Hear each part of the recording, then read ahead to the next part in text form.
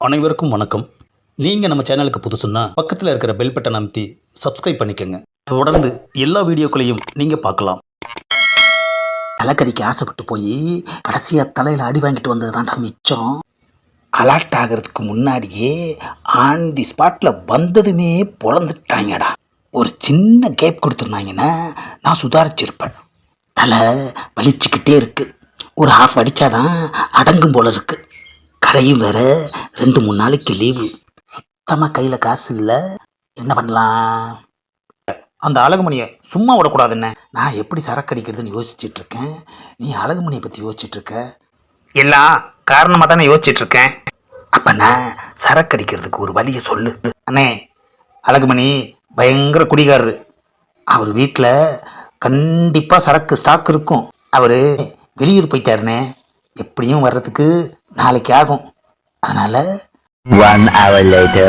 ஒரு வழியாக அழகுமணி வீட்டுக்கு வந்தாச்சு. டேய், 3 பேரும் போய் முதல்ல சரக்கு எங்கே இருக்குன்னு பாருங்க.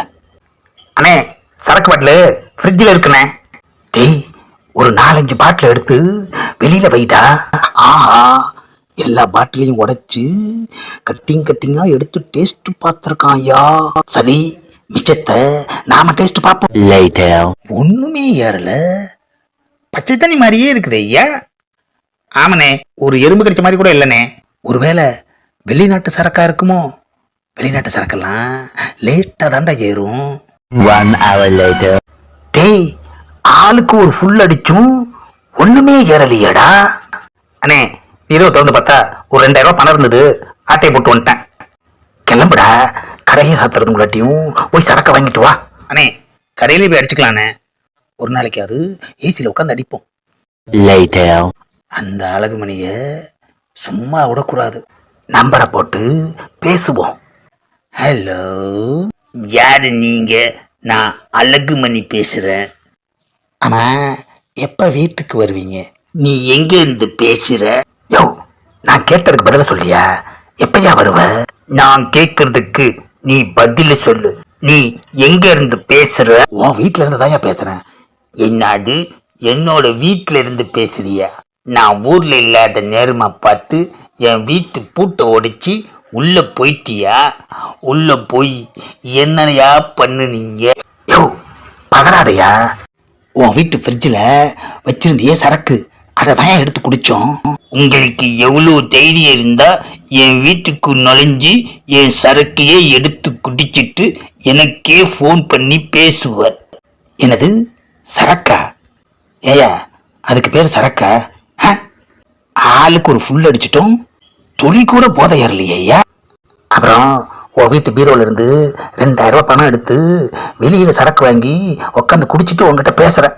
அட பாவீங்களா, என் சரக்கை குடிச்சது மட்டும் இல்லாம பீரோல இருந்து 2000 ரூபாய் பணத்தை வேற எடுத்திருக்கீங்களா? வேற என்ன பண்ண சொல்ற? நம்பி வந்தோம், ஒன்றும் வேலைக்கு ஆகல. சும்மா போக முடியுமா? அதான் உங்களை நான் சும்மாவே விட மாட்டேன்டா. The next day. என்ன அது? காலையில கண்ணு முழிச்சா எதிரில் அழகுமணி உட்காந்துருக்காரு. இவர் எப்ப வந்தாரு? டேய், எல்லாரும் எந்திரிங்கடா. என்னண்ணே, மறுபடியும் அழகுமணி வீட்டுக்கே வந்துட்டோமா? டேய், நேத்துல இருந்து இங்கே தாண்டா இருக்கோம். உங்களுக்கு எவ்வளோ தைரியம் இருந்தா என் வீட்டிலேயே வந்து ஃப்ரிட்ஜை திறந்து எடுத்து குடிச்சிருப்பீங்க நீங்க. ஏயா, நாங்க குடிச்சதுக்கு பேரு சரக்கா? நான் உங்களுக்கு மேல பயங்கரமான குடிக்காரன். குடிச்சு குடிச்சு எல்லாமே போச்சுன்னு டாக்டர் சொன்னார். ஆனால் என்னால் குடிக்காம இருக்க முடியல. அந்த குடியோட ஞாபகமாக தான் நான் எல்லா பாட்டிலையும் பச்சை தண்ணியை ஊற்றி ஊற்றி ஃப்ரிட்ஜில் வச்சு சரக்கு மாதிரி நினச்சி அப்பப்போ எடுத்து குடிப்பேன்.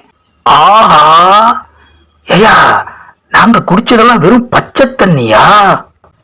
அத சரக்குன்னு நம்பி 4 பேரும் குடிச்சமையா. பச்சை தண்ணியை திருடி குடிச்ச முதல் ஆளு நாம தான் ஐயா. ஆஹா, பச்சை தண்ணியை சரக்கா நினைச்சு இவரு குடிச்சிருக்காரு. ஆனா நாங்க சரக்கையே பச்சை தண்ணி மாதிரி குடிச்சிட்டு இருக்கோம் ஐயா.